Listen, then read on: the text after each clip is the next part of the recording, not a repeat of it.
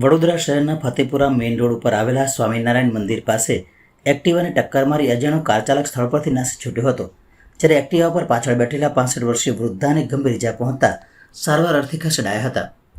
વડોદરા શહેરમાં અકસ્માતોના બનાવમાં નોંધપાત્ર વધારો જોવા મળી રહ્યો છે। તેવામાં વધુ એક અકસ્માતની ઘટના ફતેપુરાથી સંગમ તરફ જવાના માર્ગે બની હતી। અકસ્માતમાં કાર ચાલક અકસ્માત સર્જીને ઘટના સ્થળેથી ફરાર થઈ ગયો છે।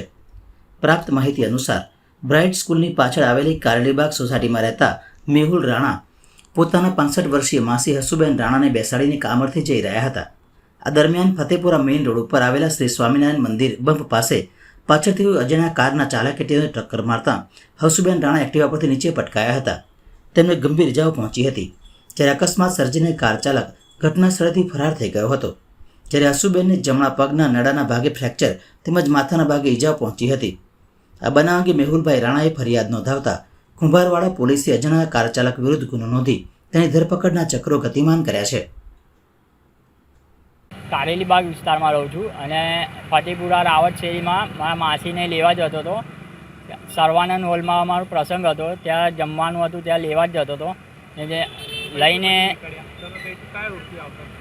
ફતેપુરાથી નીકળીને સંગમ 4 રસ્તા જે જમવાનું હતું ત્યાં લઈ જતો હતો હોલમાં। ને આપણે ભાટિયા પેટ્રોલ પંપની સામે જે બમ્પર છે ને, બમ્પરથી જેવો મેં બહાર ગાડી લઈને બહાર આવ્યો, એ ત્યાંથી પાછળથી જે 4 વ્હીલરે મને ટક્કર મારીને ફેંક્યા બંનેને। માસી ઉછળીને પડ્યા નીચે, એમને ગંભીર ઈજા થઈ છે। હમણાં એ હાલમાં વેન્ટિલેટર જ પર છે।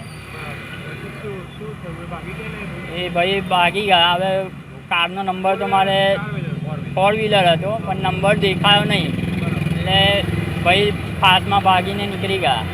અને પછી 108 બોલાવી છે, 108માં બોલાવીને અમે દવાખાને લઈ ગયા। તબિયત અમને જે પહેલાં વાયરોગમાં લઈ ગયા હતા, પછી વાયરોગમાંથી અમે